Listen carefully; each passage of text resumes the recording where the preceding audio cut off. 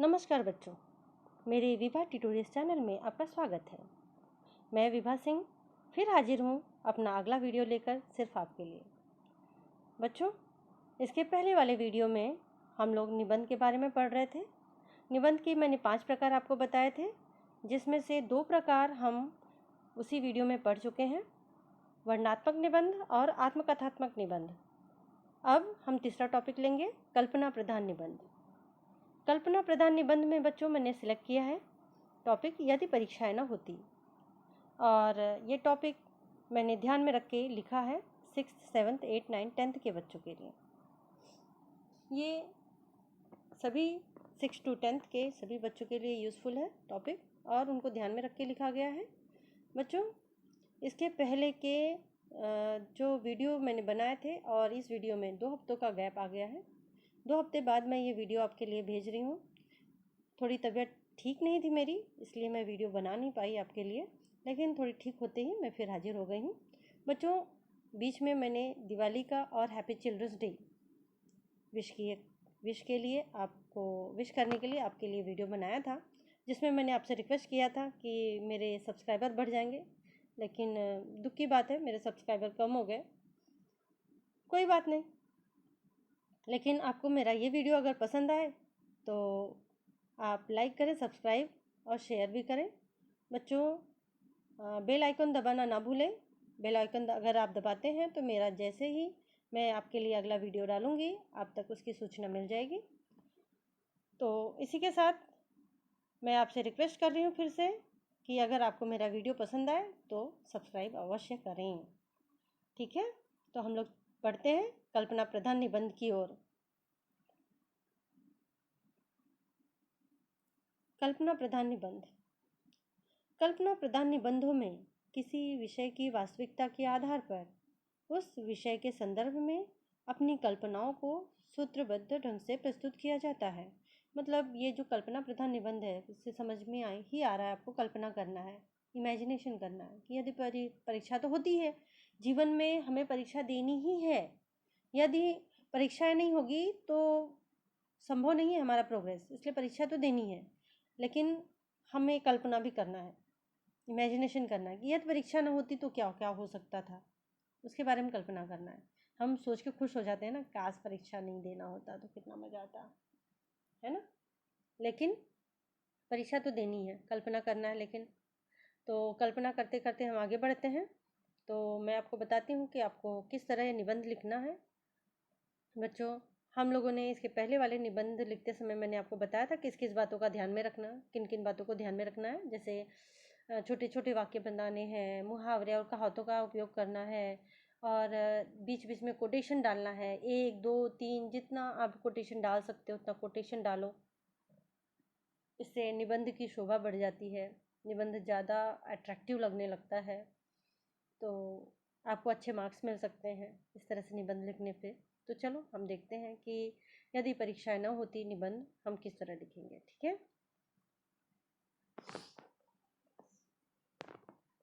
यदि परीक्षाएं न होती। यदि परीक्षाएं न होती तो कितना मजा आता। रात रात भर जाग कर पढ़ाई करने से मुक्ति मिल जाती, परीक्षा के डर से छुटकारा मिल जाता, है ना। हमारे मन में भी जब हम छोटे थे बच्चों, तो हमारे मन में भी ऐसे ही आता था, यदि परीक्षा न होती, काश परीक्षा ही ना होती। क्योंकि परीक्षा के नाम से बड़े बड़े लोग डर जाते हैं। तो जब मैं भी आपकी तरह बच्ची थी तो मैं भी डरती थी परीक्षा के नाम से, लेकिन अब तो जीवन का हिस्सा ही है परीक्षा, वो तो देना ही पड़ेगा हम सभी को। लेकिन चलो इमेजिनेशन कर लेते हैं कि काश परीक्षा नहीं देनी होती तो क्या क्या हो जाता। तो मैंने इससे संबंधित ये कोटेशन भी डाला है। ये कविता है। नींद न आती रातों को, नींद न आती रातों को, उल्लू बन बन जाग रहे। नींद न आती रातों को, उल्लू बन बन जाग रहे।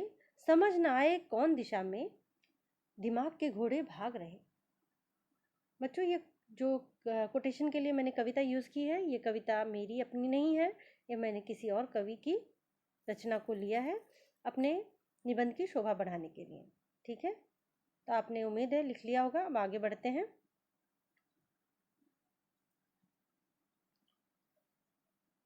अगला पैराग्राफ, परीक्षा से विद्यार्थियों का घबराना स्वाभाविक है।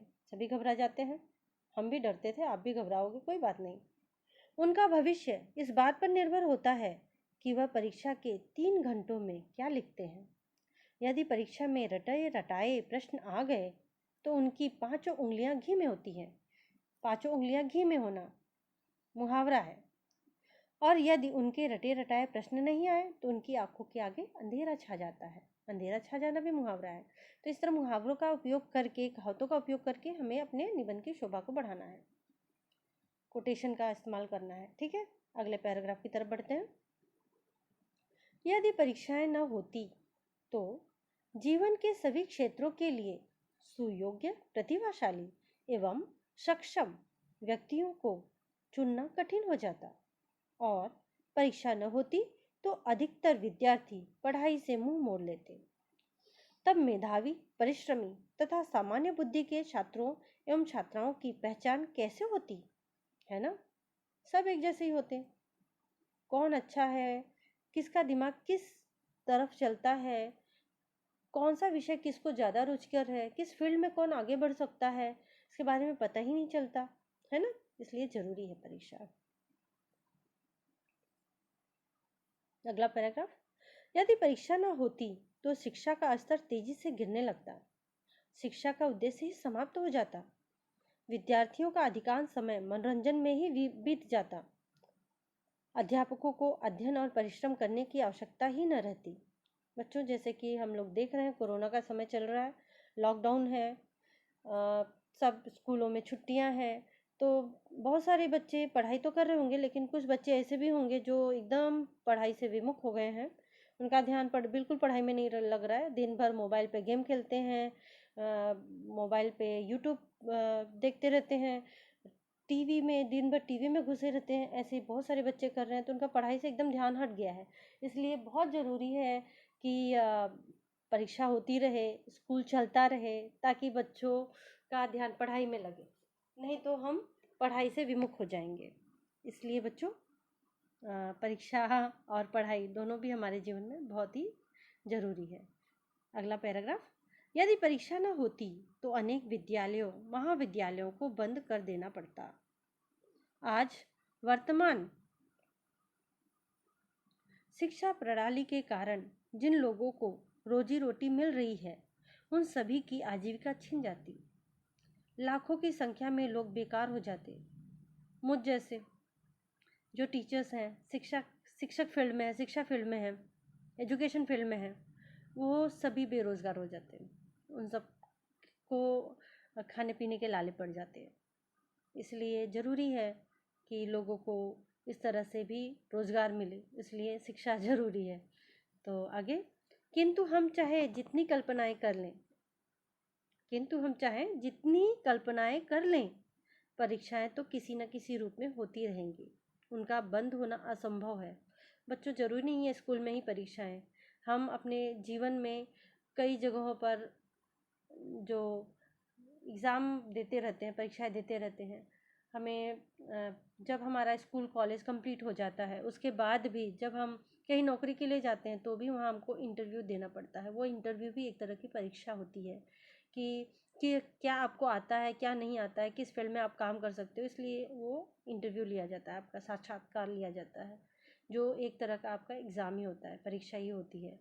तो ये सोचना तो मुमकिन नहीं है कि परीक्षा बंद हो जाए, तो वो तो है असंभव। लेकिन कल्पना करने में क्या जाता है? कल्पना करके हम थोड़ी अगर खुश हो जाते हैं तो कोई बात नहीं, खुश हो लेते हैं।